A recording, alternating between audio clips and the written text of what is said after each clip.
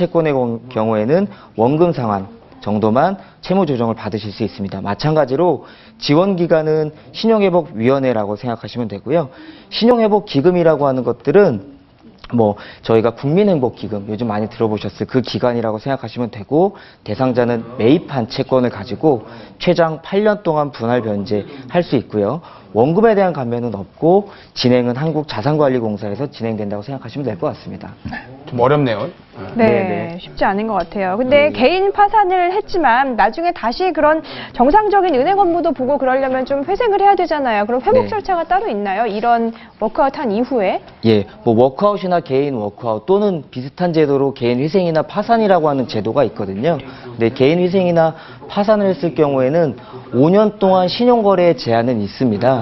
근데 말 그대로 신용거래, 그러니까 내가 신용카드를 쓰고 대출을 받는 거에 대한 거래에 제한이 있다는 것이지, 내가 계좌를 만들고 계좌 이체를 하고 체크카드를 쓰고 또 청약저축을 가입하는 거에는 전혀 문제가 되지 않습니다. 알겠습니다. 네. 전화가 빗발치고 있는데요. 사례자 한번 더 만나볼까요? 자, 안녕하세요. 네, 안녕하세요. 예, 말씀하시죠. 예, 제가 좀 궁금한 게 있습니다. 네. 예, 저는 이제 용인에 살고 있는 40대 주부이고요. 예, 저희 신랑이 한 3년 전에 중견기업 다니다가 퇴직을 해서 거기에서 받은 퇴직금을 가지고 이제 조그맣게 식당을 좀 시작을 했습니다. 조그맣게 식당을 좀 시작을 했는데, 아무래도 이제 급여 생활 이렇게 할 때보다는 소득이 많이 지금 줄어 있는 상태여서 저희가 소상공인 대출 3천만 원 정도를 받아서 포함해서 저희가 1억 이상을 투자를 해서 지금 식당을 하고 있는데 월 소득이 한 300만 원밖에 안 돼요. 네. 여보세요? 네, 말씀하세요. 여보세요? 예. 말씀하세요. 아, 네. 여보세요? 네네. 예, 말씀하시면 돼요. 네, 들립니다. 예. 저희가 지금 이제 식당을 좀 운영을 하면서 예. 300만 원 정도밖에 소득이 안 되는데 아이 교육비로 200만 원 정도가 나가고 있습니다.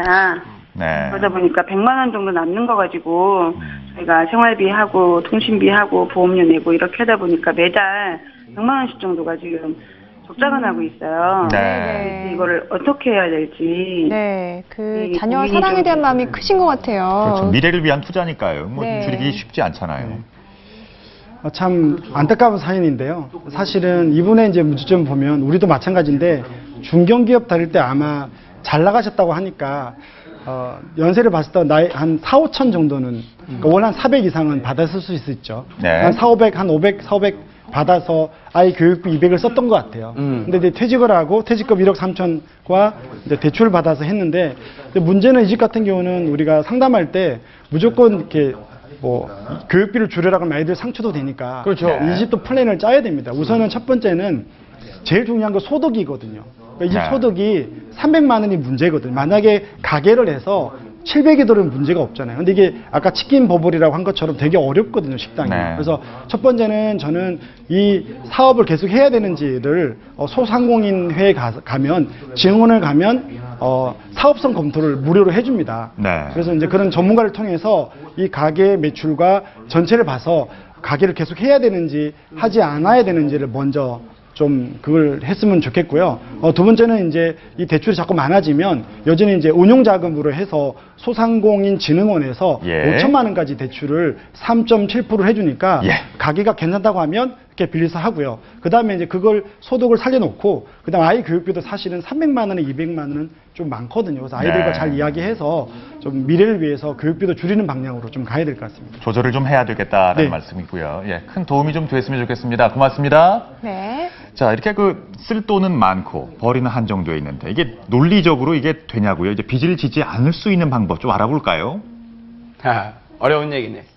네, 빚 안 지고 살 수 있는 방법이요. 네, 제가 제안하고 싶은 게 3가지가 있는데요. 좀 표를 보시면서 말씀을 드리겠습니다. 재밌다. 예, 빚지지 않는 재무 습관입니다. 사실은 작은 습관이 인생을 바꾼다는 이야기도 있는 것처럼 하나씩 제가 뜯어보면서 말씀을 좀 드리겠습니다. 첫 번째는 사실 돈의 문제가 다 개인의 문제가 아니고요. 빚의 문제는 가족의 문제거든요. 그래서 좀 가족과 함께 돈에 대한 목표를 세우는 거죠.